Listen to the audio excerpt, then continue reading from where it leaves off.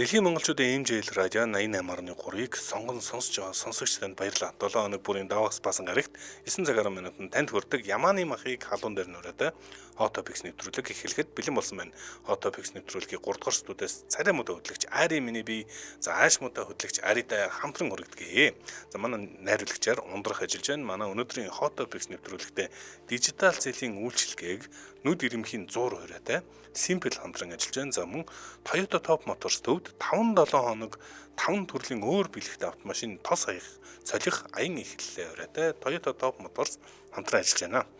За өглөөний мэнд Ари сайхан амарсан уу? Өглөөний мэнд сайхан амарлаа, сайхан амарв уу? Сайхан амарсан. За Hot Topics нэвтрүүлэг бол энэ дэлхийн өнцөг булан бүрд ямар сэдв олон нийтийн анхаарлын төвд байгаа вэ гэдгийг Google Trend-ийн тусламжтай илрүүлж гаргаж ирээд ярьдаг, тайлбарлах гэж оролдог ийм нэвтрүүлэг юм. Өнөөдрийн сэдвүүдийг би эхлээд танилцуулъя. За өнөөдрийн дэлхийд даяар хамгийн гол анхаарлын төвд байгаа сэдв бүгд бараг ойлгомжтой байгаах 2 сая хайлттайгаар хамблам, Ромын хамблам нас барсан. Хайлтаагаар Америкийн нэгдсэн улсад 2 сая хайлтаагаар, Англид бас олон мянган хайлтаагаар, бусад улсуудад ер нь улс болгонд бас тэргүүлж байна. Болгон дээр лээ Японд тэргүүлж илээ. Японд бүр 3 нэрээр тэргүүлсэн байлээ. За одоо бүр өөр шашиндаа Израильд хүртэл бас тэргүүлж байгаа гэх мэтчлэн. За энэ дэлхийн хамгийн том шашны урсгал бол ялцчгүй христийн шашин, христийн шашны хамгийн том одоо төлөөлөгч одоо өдөртөгч хүү одоо цал гэх юм хамлам. За энэ одоо нас барсан 88 наснда нас барсан үүнтэй холбоотой бас эргэн тойронд нь живжүү гэдээ бас жижиг сажиг яриануд бас байна те. Энэ тухай ярих гэж бодож байна. За мөн Дилэн Майер гэдэг ийм нэртэй хүн хайлтаар Америкийн нэгдсэн улс 50,000 хайлтаар тэргүүлж эхэлсэн байна. Дилэн Майер гэхээр хүн болгон сонсохгүй байж магадгүй. Дилэн Майер нэгэн хүнтэй гэрэлж байгаа энэ бүсгүй. За энэ хүнтэй гэрэлж байгаа нэрийг сонсвол хүмүүс зүгээр шок. Шок. Ингэж хэлэхгүй би хэлж байгаа. Би ааш мотын юуг нь эмоцийн үзмээр царайны ойрлоо. За дараагийн мэдээлэл бол Хятадд хагас марафонд робот уралдсан тухай мэдээлэл одоо хүмүүсийн анхаарал итгэлийг одоо гайхшиг төрүүлээд байгаа юм байна. За энэ одоо Хятад болж байгаа энэ мэдээллийг дэлхийн нийтээр одоо хүмүүстэй зүг марафонд робот уралддаг болсон юм гэх мэтчил маш сонирхож байгаа. За дөрөв дэх мэдээллээр хэрвээ амжвал Израилийн тагнуулын албаны дарга Нетаньяхудаа муудалцсан тухай мэдээлэл орж ирсэн байна. За бас энэ их сонирхолтой энэ мэдээллийг хүргэе гэж бодлоо. За миний хувьд эхний мэдээллээр Kanye West-тэй холбоотой цадгач одоо тэгээд яаж байгаа л олонний хаалын төвд ороод ирэх юм а. Энэ удаагийн хийсэн мэдээлэл нь бол нэлээ ширүүн дөрвөн ер нь хурцж яахан тийм нэмэх 21 талын мэдээлэл хийсэн бэ нэлээ. Энэ тухай мэдээллээр одоо ялчгүй тренд дээр ороод ирсэн болохоор Kanye-гийн тухай мэдээллийг хүргээд өргөлжлүүлээд Америкийн нэгдсэн улсын Сенатын гишүүн асан Менендес гэдэг хүнтэй холбоотой мэдээллийг хүргэн энэ хүн одоо авилга авсан хэрэгээр төрөөс ял шийтгэгдээд байгаа бол энэ хүний эхнэр бас энэ хэрэгт хэрхэн холбогдсон бэ гэдэг тухай ярьж өгнө. За Шеннон Шарпе гэдэг нэр одоо ялчгүй ороод ирлээ. За өргөжлүүлээд одоо Габриэла Зунига гэдэг нэрээр орж ирсэн л дээ. Энэ хүний нэр нь тренд дээр тэр хүн яасан бэ гэхээр бас нэлээ одоо Америкийн мэргэжлийн хөл бөмбөгийн нэлээд том тоглогч одоо хүндэтгэлийн танхимд нэр нь заларсан байдаг ийм том тоглогч бэлгийн хүчирхийллийн асуудалд хорооцолдоод за тэгээд тренд дээр хүссэн хүсээгүй ороод ирсэн байна. Зя манай Ари гулигдэх мэдээлэлээр жоохон дурамжих. Түрүү ариугүйд өгөх гэж бүр нэлээд чичирсэн. Ариугүй авахгүй байлслаа л та. Үгүй чи надад яхаар би өнөөдөр дарга биш идэв шүү дээ. Ер нь бит хоёрын яг хинэн дарга гэдэг хүмүүс мэдчихаа шүү. Би энэ дээр сууж исэн ч гэсэн ерөнхийдөө бол чи яах юм. Ихний мэдээлэл. Хэрвээ амжилт би бас Америк нэгдсэн улсын дотоодыг одоо аюулаас хамгаалах одоо департаментийн нарийн бичгийн дарга эмэгтэй хэдэн доллартай цүнх хулгайд алдагдсан бэ гэдэг тухай мэдээлэл. Энийг баг амжихгүй байсан ч гэсэн бид дурдаад ярьчихна. За эхний мэдээлж хэрэг дэлхийн нийтийн анхаарлын төвд бол Ромын хамблам Поп Франсис хамбламын нас барсан тухай мэдээлэл дэлхийн даяар одоо гашуудж байна. Энэ асуудал анхаарлын төвд байна. 88 настай байсан Ромын хамблам яг христийн шашинтнуудын хамгийн том баяр Улаан өндөгний баярын маргаашны хүн нас барлаа. За ингээд ууг нь бол Гигийн Петрийн одоо талбай дээр Ватиканд хин Ромын хамблам гарч ирсэн юм байна. Яг 24 цагийн өмнө нас барахаас өмнө одоо суудал тэрэгцэр дээр гарч ирээд олон нийтэд харагдчихсан. За ингээд ерөөсөө 24 цаг хүрэхгүй хугацаанд яасан бэ гэхээр цус харуултаас болоод нас орсон гэсэн маань. Гэхдээ энээс өмнө хоёулаа hot topics-оор бас өмнө ярьжсэн санаж байна. Ромын хамгаламын ер нь эрүүл мэнд тийм сайнгүй байгаа. За ер нь бол ялангуяа уушиг болон хатгалгааны тийм асуудалтай хүндрэлтэй дахин дуудагдаад байгаа гэж ярьжсэн. Ийхүү ер нь бол энэ асуудлаас болоод даймжраад энэ хүчин даймжраад нэмээд цус харуулснаар ийхүү 1.4 тэрбум одоо шашинтны итгэгчдийн одоо тэргүүн нас орсон байна те шашны тэргүүн. Паплам Францисийн хувьд бол маш одоо прогрессив буюу дэвшилтэт үзэлтэй паплам гэдгээр алдартай л да. Одоо эн чинь ер нь яг одоо Ромын те шашны тэргүүн дээр суусан анхны Латин Америк гаралтай пап гэдгээрээ бас их алдаршиж байсан. За тэгээд дэвшилтэт үзлүүд нь одоо юу ордог байсан бэ гэхээр жишээ нь уур амьсгалын өөрчлөлтийн талаар маш их дөрвтэй дуурдаг байсан. За Үүн дээрээ нэмээд дэлхийн ингээд чинэлэг орнууд уур амьсгалын өөрчлөлтөд хамгийн ихээр нөлөөлж байгаа хэрнээ огт тоохгүй байгаа тал дээр шүүмжлэлтэй ханддаг байсан. Шашны тэргүүний хувьд өмнөх ингээд папуудыг харсан ч гэсэн одоо Жон Пол гэдэг өмнөх бидний мэдэх паплам байна шүү дээ. Яг шашныхаа ингээд тэргүүний үүргээр явдаг байсан бол Паплам Францисийн хувьд болохоор дэлхийн нийтийн асуудал байр суурь маш их илэрхийлдэг ийм төрлийн дэвшилтэт үзэлтэй юмсан. За LGBT хүмүүсийн одоо эрхийг тийм үү энэ хүмүүс байдгийг хүлээн зөвшөөрсөн баг анхны паплам болсон болов. Тэгээд ингээ гэрлэлийн одоо зөвшөөрсөн байдаг. За дараа нь одоо цагаачлалын асуудал дээр маш тулгуу одоо шахуу орж ирсэн. За жишээ нь өнгөрсөн 1-р сард болон 2-р сард Дональд Трампыг их хатуу шүүмжилсэн л дээ. Ягаад тэгэхээр одоо төрд гарснаас хойш те хууль бус цагаачдыг албатан нутаг буцаах одоо шийдвэр гаргасан. За үүний өмнөх нөгөө Мексик Америкийн хилийг дагуулад одоо өндөр юу босгосон, хан босгосон гэх мэтчлэн асуудал төр паплам бол маш хатуу байр суурьтай эсэргүүцэжсэн. Тэгээ өөрөө болохоор анх папламаар сонгогдтоочилсан би энэ зүрх сэтгэлтэй хизэж би ядуусыг мартахгүй. Миний одоо зүрх сэтгэл бол ядуусын төлөө цохлох болно гэдгийг хэлжсэн. Тэр ч утгаараа цагаачлалын асуудал төр нэлээд хатуу байр суурьтай хандчихсан. За тэгээд өнгөрсөн 2024 онд ингэсэн л дээ.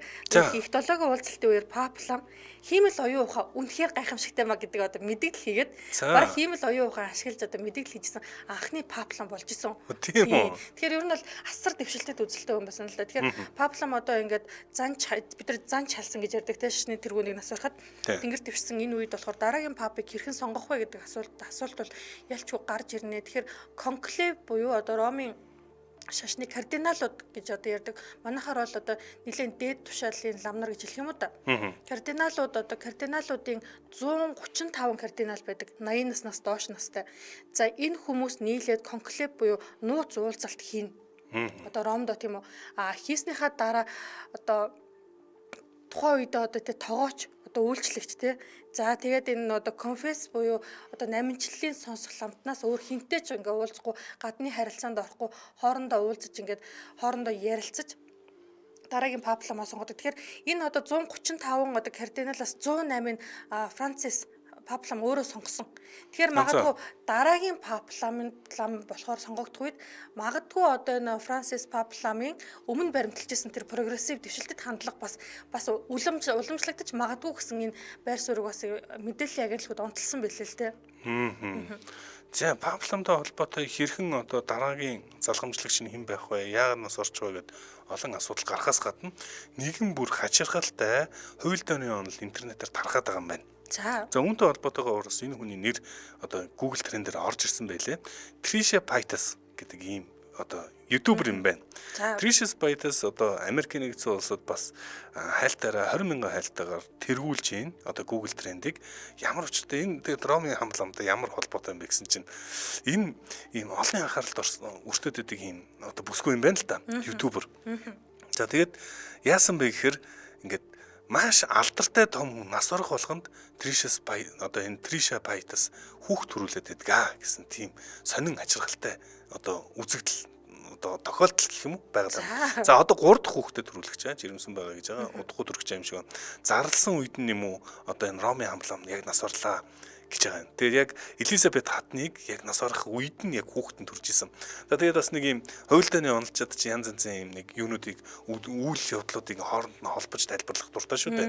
Юу гэсэн мэхээр Trisha Paytas гэдэг энэ хүн чинь ерөөсөө дэлхийн хамгийн алдартнуудын хойч одоо хойд нас гэх юм уу? Хойд дөрүүдийг дараагийн- төрүүлээд байгаа юм биш үү гэсэн тийм одоо ойлтой нь Оо, онол. ёо, Дэлхийд бас тараад байгаа юм. Үнэхээр гайхалтай. Энэ тухайн мэдээллийг Tribune.com дээр одоо мэдээлсэн байна л да. Триша Пайтас яг өөрийнхөө одоо Twitter-ээр хүүхэдтэй боллоо гэж зарлангуут л нэг хүн нас ордог. 22 онд одоо жишээ нь Элизабет хатнаас орсон. Энэ удаа одоо Триша Пайтас гэдэг нь бүгдээр хамт харцгаа энэ хүн юм байна. Ааха. Энэ ойлтойны онлын Америкийн инфлюенсер царайтай л эмхтэй байна л да, зузаан уралтай тий. Тэгээ ер нь интернет гэдэг чинь интернет феноменууд их сонирхолтой шүү дээ. Ерөөсөө ингээд маш санаандгүйгээр нэг хүн гинт одолдог. Маш санаандгүйгээр хүмүүсийн ингээл анхаарлын төвд орж ирээд байдаг. Тэр нь бас сонирхолтой юм шиг. Жишээ нь ингээд нэг юм интернет одоо мимүүд гэж ярьдаг шүү дээ. Нэг юм boyfriend meme гэдэг юм цэнхэр замцтай нэг ингээд хачаарч нэг охин байдаг, нэг тийм мем байдаг. Тэр одоо жишээ нь өөрийгөө хэлж байгаа. Нэг л өдөр миний амьдрал өөрчлөгдсөн. Би дэлхийд даяар одолцсон.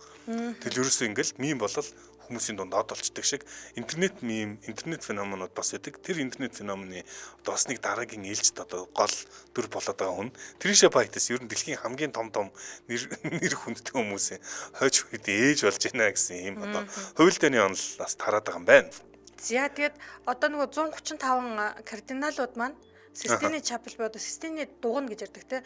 Дуганд ороод тэр Микеланжелогийн зурсан тэр зургуудыг хараад бас ингээд нөгөө боддог гинэ. Дараагийн одоо кардиналууд маань тийм Микеланжелого зурсан. Одоо тэр зурган дээр чи одоо нөгөө сүүлчийн шүүлт гэдэг зураг байд юм байна. Тэгэхээр яг ингээд хараад бодоо дараагийн папаар хэнийг сонгох вэ гэдэг тийм бясалгалын бас үйл явц Систиний дуганд болдог гэж байна. За тэгээ үүнийхээ дараа одоо кардиналууд маань саналаа нууцаар хураалгана. За санал нууцаар хураасны дараа одоо яг тэр саналыг хурааж авч байгаа 3 ингээд одоо туслах гэх юм уу 3 хүн саналыг аваад одоо нөгөө Ватиканчин дээрээсээ нөгөө 2 юугаар яндангаар утаа үлээлгдэг штэ. Тийм нэг тийм. Хар утаа үлээх юм бол пап сонгогдоогүй буюу одоо 60% санал авч чадаагүй гэсэн үг болоод цагаан утаа одоо үлээлэх юм бол дараагийн пап тодорлоо. А гисэн чинь хамгийн сонин заяа 33 удаа санал хураана гинэ. Бүр ингээд заяа хэрэг тодорохгүй байх юм бол. За 33 удаа санал өгөөл юм гэсэн үг. Тэнцэд байна гэсэн үг шүү дээ. Тийм ер нь бол санаа. Өмнө нь бол бүр 1200-аад онд энэ одоо санал хураах үйл явц болохоор маш удаан үргэлжилжсэн ийм түүх байдаг гинэ 2 жил 9 сарын турш. 2 жил. 9 сар. Тэгээд саналаа дахин өгөөлээсэн. Тийм. А одоо хамгийн сүүлд ихэд бол 1922 онд 5 өдөр үргэлжилсэн. Ийм одоо тоо баримт байдаг бол одоо саяын 13 онд гэсэн. 1922 онд. 1922. Тэгэхээр одоо саяын одоо Франсис пап ламыг сонгох үед буюу 1913 онд 2 өдөр одоо кардиналууд хуралдаад шийдвэр гаргасан. Ерөөс дорхно шийдсэн асуудал байгаагүй юм тийм. За бас их сонирхолтой маш сонирхолтой байдлаар сонгуул нь явагддаг юм билээ. За тэгээ ялангуяа дундад зууны үед бол Ромын хамлам гэдэг бол баг дэлхийн хаан байсан гэж хэлж болно. Одоо ямар сандал нөө 8 дугаар Хенри чинь одоо тусдаа гарах вэ? Хинтээ суухгүй гэрлэхгүй гин эндээс нэг лам хэлээд ахаар зүйлдэ за боли бид тусдаа одоо танаа сүмийг дагахаа болиогээ протестант урсгалыг Church of England гэдэг байгуулаад өөрийн сүмээ байгуулаад ялтчгүй мань хөө өөрөө явдалтай байсан л да 8 дугаар Хенри бол тэрнтэй санал байна. Явдалтаас гадна зэрлэг түүхэнд бол эхнэрүүдээ алснаар алдартай тийм. За манай нэвтрүүлэгтээ дижитал зээлийн үйлчлэгийг нүд ирэмхийн зур ураатай Simple хамтран ажиллаж байна. Зя та бүхэндээ байгаа газраас хамгийн уян хатан нөхцөлтэй 30 хүртэлх сая төгрөгийн зээлийг нүд ирэмхийн зуур авах боломжтой дижитал зээлийн үйлчлэгийг танилцуулж байна. Тэгэхээр дижитал мөн Simple-ын зээл авах процесс зарцуулах хугацааг багасгаж таны санхүүгийн нөхцөлд харах хамгийн дээд хэмжээгээр зээлийг санал болгодог гэдгийг дуулгахад таатай байна. За тэгэхээр хамгийн гол нь Simple App татаад авах хэрэгтэй. За тэгээд харилцагч болоод бүртгүүлээрээ дижитал зээлийн эрхээ нэг удаа хараад хэрэглээний зээлийг нэг удаа байгуулснаар та хэдэн ч удаа дуртай үедээ Simple аппликейшнаараа дамжин зээл авах боломжтой. Зээл олголтын шимтгэл ерөнхийдөө тэдэн үегээд нөгөө банкнуудч дээр банк бус байгууллагууд ч дээр татаад байдаг шүү дээ. А тэгэх юм бол дижитал Simple-ийн болохоор зээл олголтын шимтгэл тэг төгрөг. За зээлийн доод хэмжээ 100 мянга, зээлийн дээд хэмжээ 30 сая төгрөг. Хугацаанд 40 сар хүртэл хугацаатай. Тэгэхээр хэрэгэлсэн хугацааныхаа л хүүхд төлөх боломжтой байгаа газараас гар утсаа ашиглаад онлайнаар гэрээ байгуулах боломжтой. За нэг Simple-ийн нэг бас онцлог нь бол нийгмийн даатгал шимтгэлийн асуудал бас байгаад байдаг. Зээл авах гэхээр заавал нийгмийн даатгалын шимтгэл төлжиж баталгаажаад нийгмийн даатгал шимтгэл төлдөг хүмүүс л одоо зээл авах гээд байдаг. За гэтэл уг нь орлоготой байгаад байдаг ийм ойроо бизнес эрхэлдэг гэх юм уу орлоготой ийм хүмүүс олон байдаг. За ийм асуудал байгаа бол та микрозэл одоо танд симпл санал болгож байгаа юм байна. Нийгмийн даатгалын шимтгэлд төлдөггүй байсан ч хамаагүй сүүлийн 6 сарын дансны хуулгаа оруулаад 2 сая хүртэлх зээлийн эрхээ таашаалгах боломжтой. Мөн нэмж хэлэхэд зөвхөн шаардлагатай үедээ л зээлийн үйлчлэгийг авсан зээлээ ухаалаг зарцуулаарай гэж симпл уриалж байна. Симплийн уриал ухаалаг зарцуулаарай. Манай нэвтрүүлэгтээ хамтран ажиллаа. Та хэрэг биеэр очиж бас үйлчлүүлмээр байвал Сүхбаатар дүүргийн 4-р хороо 40 мянгатын 21-ийн Б байрны одоо энэ улсын их дэлгүүрийн урд усан оргилуурын баруун тал гэсэн үг очиод үйлчлүүлэх боломжтой. Утасны дугаар нь 1828 28 1828 28 Facebook пэйж нь Simple юм байна. За мөн Simple Цэгийн мэн гэсэн аль бизнесийн вебсайт байгаа. Манай нэвтрүүлэгтээ Simple хамтран ажиллаа. Баярлалаа. Баярлалаа. За hot topics нэвтрүүлэг үргэлжилж байна. Дараагийн мэдээлэл рүү бүгдээ орцгоё. За дараагийн мэдээлэл Америкийн рэпер дуучин одоо загварын одоо Могул гэж яригадаад байгаа л да. Загварын тод томрон төлөөлөгч болчиход байгаа Kanye West-тэй холбоотой. Тэгэхээр Kanye West одоо сошиал дээр үе нэг тийм эвгүй мэдээлэл хийгээд байдаг. Энийг ярих гад тэгэхээр би ч одоо өөрөө ч гулгаад байна л да. Хавршаад байна шүү. Яг Kanye West бол гэхдээ ер нь өнгөрсөн хавраас хойш хаварч байгаа. Жилийн турш хаварч байна. Бүтэн жил хаварч. Өнөөдөр одоо чинь би Kanye West-ийн ээлжтний хаваршилтыг ярихад миний ингээд ам ивлэхгүй байгаа чи гинхүү одоо ялч. Би зүгээр нэг хальт уншаал зүгээр ингээд гуйлгаад байсан. Одоо манай ари яаж ирэх юм бэ? Ариун төрөнд орилоо л гэсэн. За тэгэхээр Kanye West одоо Kanye буюу өөрийнх нь одоо уран бүтээлийн нэр Ye болчиход байгаа энэ хүн маань X сайт дээр үеэлүүд гэдэг нэртэй шинэ дуу хийсэн, удахгүй цацах гэж байгаа гэдгийг мэдгдсэн. Тэгэхээр за энэ үеэлүүд гэдэг дуу нь одоо бол шоронд хоригдож байгаа өөрийнх нь үеэлийн тухай дуу. Гэхдээ дуун дээр Kanye энэ үеэлтэйгээ одоо дотн харилцаатай байсан тухайга өгүүлдэг гэдгийг X дээр мэдгдсэн. Одоо Kanye өөрийнхөө эрэгтэй үеэлтэй дотн харилцаатай байсан гэсэн үг л дээ.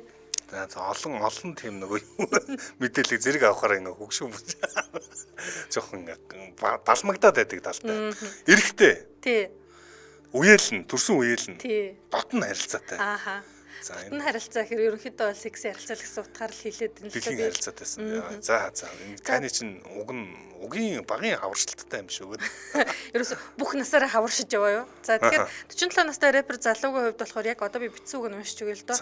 За энэ үеэлүүд гэдэг дуу маань жирэмсэн эмэгтэйг хөнөөснийхөө төлөө насаараа шоронд хоригдож байгаа үеэлтэй маань холбоотой. За тэгэхээр бид хоёр одоо ер нь хүүхэд байхасаа л нөгөө томчуудын сэтгүүлийг хамтдаа үзэж өссөн. Тэгээд яг энэ сэтгүүл хамтдаа үзэхгүй гэж хэлснээсээ хойш би энэ дууны талаар бодож ирсэн тий.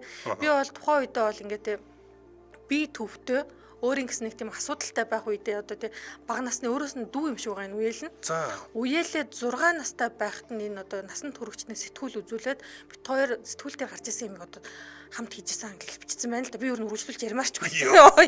Гуйлгаад байна манайх уучлаарай. Үнэхээр хэцүү байна. Харин тийм ээ. Тэгээд зүгээр хоёлаа энэ Kanye хэрхэн мэдрэл мотив бай тухай л ярьчих. Зүгээр шууд нуулчих уу? Нугас энэ ч бичсэн байна угсаа хоёулаа муулт. Ингэж байна. Энэ одоо Kanye West-д хавар буруугүй. Угийн тэнэг байж улирлууж их болиорой гэсэн. Гэсэн юм бичсэн байна. За манай айрыг чинь одоо Kanye West-ийн дүү. Бас шүтдэг. Баярлж байгаа гэх. За одоо яаж ийн? Хэнийг дахахаар юу болж сайныг дагуул сарныг ирлээ. Жим бостой нэр их баясч байна. Яг одоо боломж гарч байгаа дээр нь танаа Kanye яаж ийм л хүн байна да. За одоо өнгөрсөн сар тэгэхээр мань хүн чи одоо яасан Ким Кардашиантай би суусан, амьдарсан үнэн бит хоёрын дундаас 4 хүүхэд төрсөн үнэн, салсан үнэн. Гэхдээ би Ким Кардашианаас хүүхэдтэй болохыг огт хүсээгүй гэдгийг мэдээлэл хийсэн. Хүүхдүүд нь энийг уншихад сонсоход муухай эзтэй ч тоо. За би сайн мэдгүй байна. Би зүгээр ингэж бодсон. Энэ бол entertainment яалтчгүй батлагдсан entertainment. Зүгээр нэг азар одоо гарч ирсэн од биш ээ. Энэ бол бүр тэрбумтон долларын тэрбумтон entertainment. Тэгэхээр энэ магадгүй entertainment ертөнц яаж ажилтгийг илүү ойлгоцсон. Ерөөсөө л анхаарлын төвд байж ах ёстой гэдгээ гэд ботцсон ч юм уу те. Би зүгээр одоо сүултээ тэгж л бодлоо л та. Ямар нэгэн аргаар анхаарлын төвд байвал мөнгө орж лээдэг. Одоогийн нийгэм тийм байна. Угийн тийм байна. Хин одоо тэнэгч бай, ямар ч бай зүгээр л ингээл анхаарлын төвд байхад л одоо ингээл мөнгө орж ирдэг ийм сонин нийгэм бүгд төр амьдарч байна. Тэгээ тэрийг нь манай Kanye Тана гэний ойлгогдсон бас. Тэгээд манай арич бас хэлдэг шүү дээ. Үнэхээр сууд хүн гэж яриад байдаг те. Гоц ухаантай хүн гэж яриад байдаг. Тийм байж магадгүй. Энэ удаа бас хүмүүсийг голгиулсан хажин юм мэдээлэл гаргажлаа. Цаашаа би бүр энийг уншижсэн. Шууд замынхаа голоос ингээд бүр боли гэлээс. Тэгээд Kanye одоо тий showmanship гэж яриад байдаг л та. Үнэхээр одоо тий entertainment ертөнцид өөрийгөө үзүүлээд харуулаа тий. Мартагдахгүй ямар нэгэн сөрөг юмараа яриад илээс энэ хүн мөнгө олсоор л болно. Мартагдаад эхлэх юм бол харин мөнгө болохгүй гэсэн үг тий. Мартагдах нь бол одоо ингээд магадгүй алдартнуудын үед мартагдана гэдэг нь өөрөө ингээд өхлөөс ч аюултай айдас гэж явдаг гэж байгаа байхгүй юу? За яаж хоёулаа өнөөдөр мартагдах вэ? Үгүй хоёулаа ингээд ямар ч ялгаагүй хоёр царай муута бачка байдаг. 195 хүн үзэж байна. 195 үз яаж нэг 1000 болох вэ? За Kanye хасаа нэг юм сурч авлаа. Kanye тий одоо дуунууд нь үнэхээр гоё ясан би оюутан цагта Kanye-г сонсож өссөн үнэн гэвчиг одоо энэ ингээд удаа дараа хийж байгаа мэдээллүүд нь надад шингэж орохгүй байна үнийг хэлэхэд Одоохон давбар харин тий боловсруулж чадахгүй байна. боловсруулж чадахгүй байнгут ариуны баярлж байгаа юм миний модуртай зүгээр. Чи манай ил нагаа гэдэг лээстэй. За дараагийн мэдээлэл рүү бүгдээр орцгоё. Тийм зэдэр гарсан мэдээлэл. За энэ Google Trend дээр бол Dylan Meyer гэдэг ийм нэр орж ирсэн. За энэ 5000 хайлттайгаар ерөөсө хүмүүсийн анхаарлыг татаад байна. Dylan Meyer гэдэг уг нэг хүнтэй гэрэлсэн өмнө бүр илүү алдартай хүн учраас Dylan Meyer гэдэг тэр энэ хүнийг хүмүүс хайгаад байгаа юм байна. Dylan Meyer гэдэг хүнийг хүн болно шүү дээ, тэ? Хэдэн настай гэхээр. За Dylan Meyer гэдэг хүн чинь бэ шүү дээ, тэ? За би одоо энэ насыг хараад чаддгүй ээ. За ямар ч байсан эмэгтэй, за нэлээ одоо найруулагч зургийг өгчлөө хинтээ гэрсэн би мэдчихлээ. За энэ нөгөө Twilight гэдэг кино байдаг л бүгд мэдэх бах та. Twilight гэдэг киноны гол дүрүүдийн нэг гол дүрлэл юм да. Гол дүр нь за одоо ингээд нөгөө эмэгтэй дүр нь Bella Swan. За энийг Kristen Stewart Kristen Stewart хормоо хийсэн. Хинтээ хормоо хийсэн бэхээр Dylan Meyer гэдэг хүнтэй хормоо хийсэн. За Dylan Meyer гэдэг бол эмэгтэй хүн. За ингээд хоёр эмэгтэй хоорондоо ингээд гэрлэж байгаа юм байна. За ингээд энэ нь одоо хүмүүсийн ингээд бүр ингээд Бэла одоо Kristen Stewart ч одоо бүгд л крашилжсэн. Тухайн үед бас олон залуучууд агуу би Kristen Stewart. Гэхдээ би зүгээр ёо Сандранц нэг хилам байлтраад үгүй би Kristen Stewart-д крашилж байгаагүй. Би Elizabeth Hurley-д крашилж исэн байж болно гэх. За ямар ч гэсэн гэхдээ тухайн үед энэ Twilight бол олон хүмүүсийн үздэг кино байсан шүү дээ. Үнэхээр супер хит кино байсан. За энэ кинонд одоо гол дүрийг гаргаж ирсэн Kristen Stewart олон залуучдын одоо зүрхийг шархалуулж исэн гэх юм уу. Одоо ингээд хайрыг булгаж исэн энэ хүн инхүү хормоо хийж байна. Гэхдээ хормоо хийсэн хүн хамгийн сонирхолтой нь эмэгтэй хүн байгаа нь хүмүүсийн бас анхаарлыг татаад байгаа юм. Тэгэд энэ Dylan Meyer гэдэг хүн ямар ч өчтэй хүн бэ гэд хайгаад байгаа юм. Энэ Forever Bitchy Face гэж одоо Kristen Stewart-ыг хэлтгэлтэй мөнхийн яргуур царайтай гэж үнэхээр ч яг тийм яг царайтай ч юм одоо шар хөвлүүдийн л цоллогоо шүү миний бодол биш шүү заяа. Тэгээ нэрэл ингээл би яг тэр ингээд цоллоог нь харсан чинь нэрэж мөнхийн яргуур ч юм шиг тий. Яргууд аа ингээл ерөөсө царайны хувирал үзүүлдэггүй. Тэгэл ингээл урлаад чал ингээл хачаач юм болоод үзэхэд айгу хүндрэлтэй л гэнэ тэгэл та надаа. За гэхдээ Twilight дуртай хүмүүсэндээ ах уучлаарай. Би үзэж байгаагүй юм уу? Одоо Kristen Stewart ч өөрөө яг нөх хамтран тоглож байсан Роберт Паттинсон гэдэг залуутайгаа маш их дотн үерхдэг. Одоо энэ хоёр чинь тухайн үед шар хөвлөлүүдийн ингээд нөгөө хоол болдог байлаа. За ингээд Kristen Stewart, Rob Pattinson хоёр тэглээ инглээдээ тэнд хамт явж ин муудалцсан юм шүүгэн тусдаа тамхи татчих гэх мэтчлэн шар хөвлөө тэгж мэдээлдэг байсан. Гэсэн чинь Snow White буюу Цасан цагаан гэдэг кинонд энэ Kristen Stewart бас л нөгөө мөнхийн яргуур царайгаараа тоглосон Цасан цагаан билүү? Тий. Цасангуагийн дүр тоглосон шүү дээ. За энэ үеэрээ одоо би нэрийн зөв санаж нөө Robert Sanders билүү найруулагчтайгаа одоо Robert Pattinson араар нь тавиад за тэгээ маш дотн ингээд нөгөө нэг ингээд тэрвэрлдээд өмсөлж байгаа зургууд нь папарац цацаад. Тэгээ мэдээж эн чинь тухайн үед нилээ удаа ингээ үерхсэн байсан болохоор хүмүүсийн хувьд шар хөвлөө зүгээрээ бужигналтаа л ороод ирсэн л дээ Kristen Stewart инглээ тэглээ гэдгсэн чинь яг энэ үйл явдлаас хойш одоо Роберт Паттинсоноос салаад тэгэл ер нь одоо LGBT буюу лесби гэдгээ ингээд эхлээл бол хүмүүс нөө bisex хэлсэн л да одоо хоёр үстэнтэйг хоёулантай харилцаа тогтоох одоо хүсэлтэй гэх юм уу чадвартай гэх юм уу тэгжсэн бол одоо бол ингээд ерөөсөө би бол ингээд лесби буюу жилхүүстнээс сонирхдаг хүн төрлийн хөө гэдгээ өөрөө хэлсэн байлээ. Тэгээ нөгөө агент буюу төлөөлөгч нь ингэсэн гинэ. олонний нүдэн дээр битээ ингээд найз бүсгүйгөө үнсээ тийм дотн байгаад бай. За. Яагаад тэгэхээр чамд том киноны дүр олдохоо байна шүү. Одоо нэг өсөндөө эрэгтэй үнтэй ингээд нөө харилцан тоглох те. Хайрын кинонд бол тоолж. Ирими хайр дурлалын ингээд дүр бол олдохоо байч шүү. Ингээд нөгөө лесби гэдэг ийм ил тод байлгаад байвал гэж хэлсэн юм байна. За. Кристен Стюарт болохоор яасан бэ гэсэн чинь тэгвэл би чамаа халнаа гэж халцсан гэж байгаа. Би буруу санаагүй энэ нөгөө Инжан гаралтай залуу бас нэг тоглолдог штэ тий. Тэр юм бэлээ дээ. За тэрнтэйгээ бас нэг хэсэг үерхсэн үү? Хоёулаа энэ үерхсэн гэж би ойлгоод байна. Тейлор Лотнер гэдэг залуутай үерхээгүй ах уу тэр зүгээр. Хайрын харьцаатай байсан ч үгүй юм уу те? Тейлор Лотнер гэдэг залуу гэхдээ үнэхээр эвгүй одоо яасан штэ Холливуудаас арчигдсан шүү дээ хөх юм. Тийм үү. Тэг нэг кинонд тоглоал тэгэл газар авахгүй байсаар хагаад нилээн бандайцсан л яваадсан сүүлийн үед бол тийм. Тэгээ Роберт Паттинсон гээд гоё залуучуудыг солилцоод эцсийн дүндээ Дил Майер гэдэг хүнтэй манай Кристен Стюарт гэрэлсэн байна. За дараагийн мэдээлэл рүү бүгд орохоос өмнө хамтран ажиллагчаа танилцуулъя.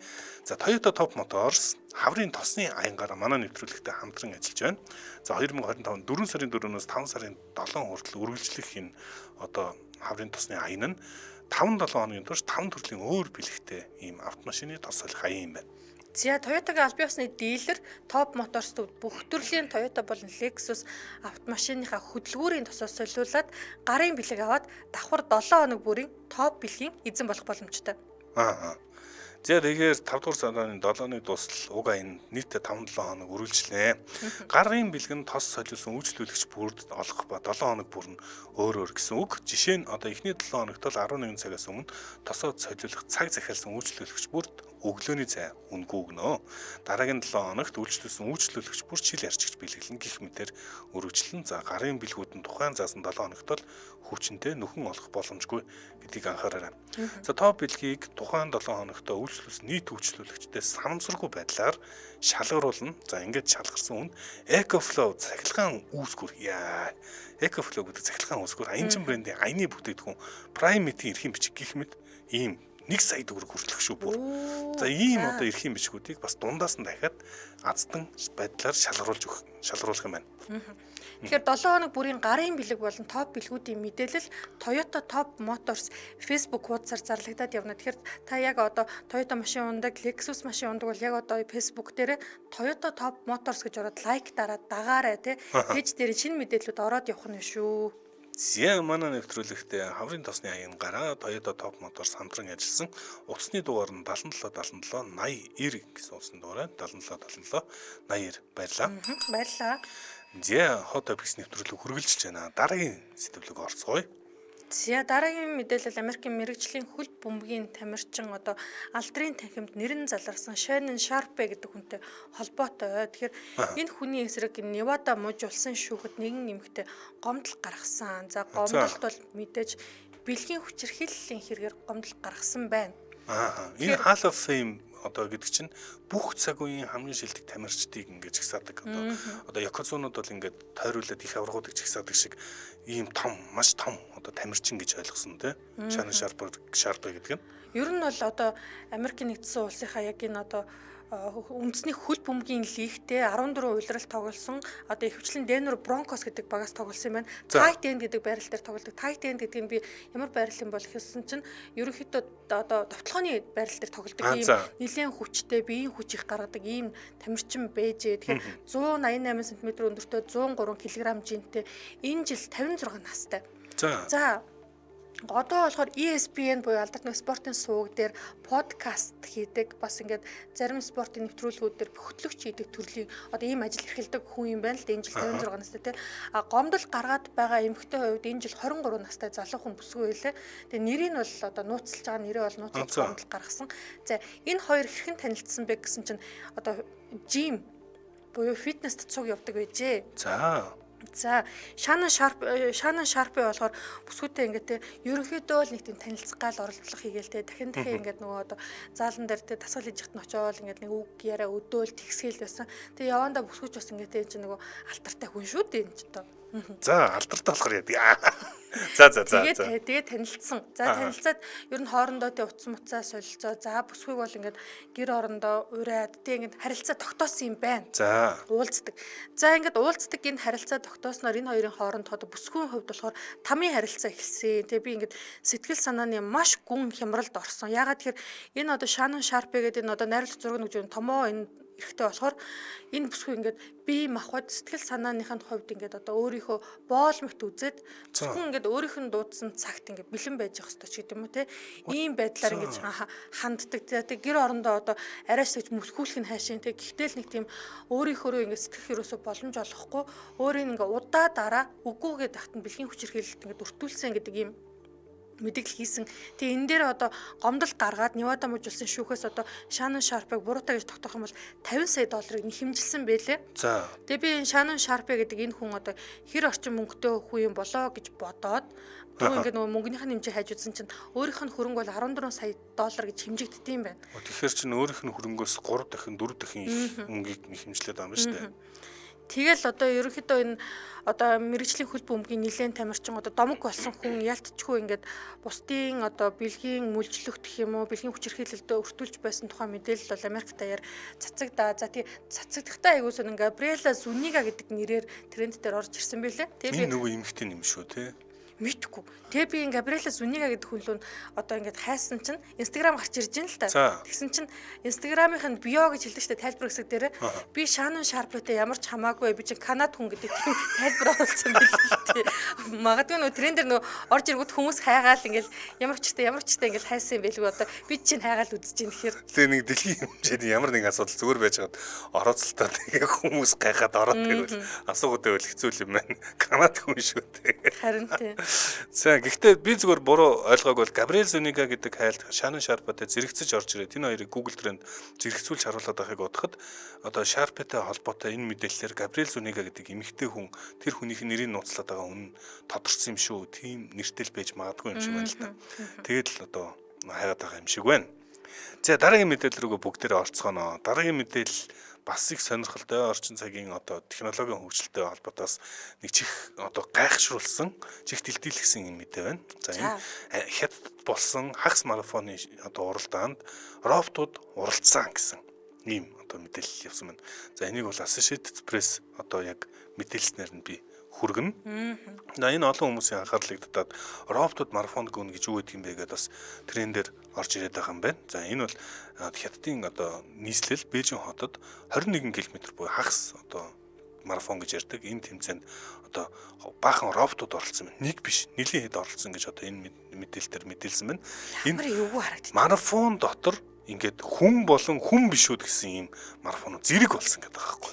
Тэгэхээр одоо ингээд хүн хүүгээд би амар ядарсан байжсэн чи хажуухаар нэг робот гүгэл өнгөрнө гэсэн үг байна. Тэгээд роботуудаа хүмүүстэй зэрэгцүүлээд одоо гүдэг юм тэмцээ болсон. Тэр нэг энэ одоо манай найруулагч яг зургийг өгч штэ. Дэлхийн нөхцөн байна. Эсвэл юу л харагддсан юм бэ? За энднээс ч гар хөдлөн хөдлөх шаардлага юм да өгшөө. Гарна уу? Тийм гарна ингээд зүгээр ингээд гүүжээ юм шиг дүр үзүүлж байгаа болов. Яг хажуу талынхын зам дээр болохоор хүмүүс уралдаад марафонд албан ёсоор оролцоод хажуу талд нь тусгаад ирсэн зам дээр роботууд хоорондоо уралдаад байгаа юм байна л да хөөх юм. Уг нь бол хурдлаад байгаа ч юм алга тий. Нэг тийм бодсноос бол тийм хурдан болохгүй шүү дээ. Энэ одоо баацхан нэг намхаар авч явж байна. Зарим роботуудад энэ одоо чинь эмэгтэй робот их царайлаг одоо даринд орж штэ сая. Царайлаг эмэгтэй нүүр мөр залхацсан ингээд роботууд хүмүүстэй зэрэгцээд гүдэг болж эхэлж байна. За энэ магадгүй маш сонин одоо ирээдүйн бас нэг тийм бас ирээдүйн ихлэл тавигдчихж магадгүй роботод зэрэгцээд Google уралдаал роботод зэрэг хоол идэл мэдгүй одоо бүх юмд оролцдог болох юм болов гайхалтай. За тэгээд робот хөгжих тусам би Skynet-ийг бодож л их айдаг да. Энэ ихтэй нэг энэ баруун болон зүүнийхний ялгаа байдаг гэж ярьдаг шүү дээ тийм. Барууныхан кино хийхдээ робот болон одоо хиймэл хоёрыг дандаа юм аимшигтай төсөөлдөг. За бүгд ингээд сөргөөр жишээ нь одоо Терминатор, iRobot ч юм уу ингээд түмэн ингээд дандаа сөргөөр иднүс ингээд бидрийг эзлэх гэдэг нэг. А яг энэ сэтгэлгээ бол зүүнийхэн чал өөрөө гаддаг. Ялангуяа Япон, Хятад, Солонгос руу болохоор роботууд чинь бидний айгүй хөөрхөн туслах штэ гэж хийж байгаа роботуудаас нь бас харагддаг. Тэгээ Асимо өдр гэж харагддаг. За энэ одоо утгаар нь хараад үзвэл магадгүй энэ роботын магадгүй хиймэл оюуны дараагийн одоо урсгал том давалгааг зүүнийхэн буюу Азууд илүү их одоо илүү их соёлдоо шингээж авахд бэлэн хүлээж авахд бэлэн байж магадгүй. За ийхүү одоо хятадууд ийхүү бас нэгэн үзэгдлээр бас одоо салхи хагалж ийн гэж хэлж болно. За энэ тэмцээнд нь Sky Project Ultra гэдэг робот төрүүлсэн юм байна. За энийг бол Tiankun Ultra гэдэг бас нэрээр нь мэдэх юм байна. За ингээд 2 цаг 40 минут 42 секунд гүйснээр одоо энэ анх смартфон шүү дээ. Хүнээс бол нэг 2 дахин одоохондоо удаанлаг юм байна. Гэхдээ энэ 2 хөл дээр гүйж байгаа энэ роботууд ийм үзүүлэлтээр одоо ялсан юм байна. Юу одоо ялчгүй терминатор миний ингээд оюун бодолд ялтчихгүй тийм айдсыг үүсгэсэн юм байна л да. Робот хөгжих тусам хиймэл оюухан хөгжих тусам би нөгөө Skynet шиг юм болох вэ гэдэг тийм айдас нь төрөөд идэг байхгүй юу? Одоо терминаторын одоо нөө сөрөг талчил Skynet гэдэг нь одоо роботын корпорац ч үлээ байдаг тийм тэгж бодоод байдаг. Тэгэл ялчгүй хүссэн үсэгүй нэг айдас над байгаад байна л Аа. та. Манай арайч их баруун сэтгэлгээд. Йоо. Энэ арайгун камер унтрангууд намайг чи зүүнний хүн гээл тэгтээ камер дээр баруун гцаавч одоо.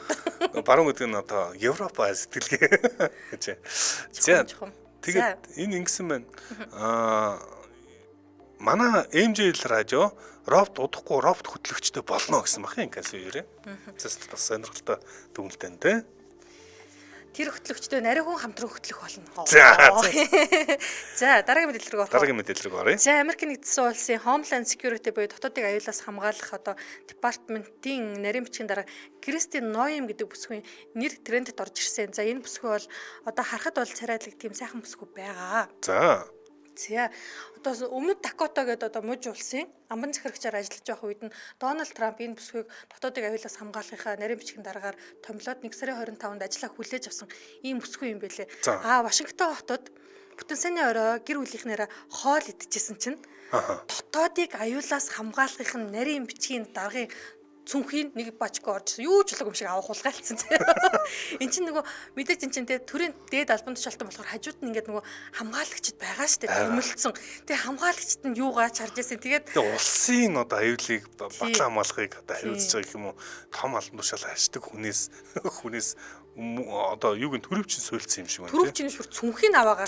Тэгээ нөгөө камерын бичлэг шалгасан чинь нэг тийм маск зүүцэн цагаан арьстай залуу юу ч болоогүй юм шиг өөрийнхөө зүгийг авч байгаа юм шиг барил гараа авцсан гинэ. Тэгээ гэхдээ масктай. Тэгээ хүмүүс тэрийг амны масктай. За тэгээд цүнхэн дотор нь жолоочхон үнэмлэх за им өөрийнх нь удаг им гэрийнх нь түлхүүр пассворд.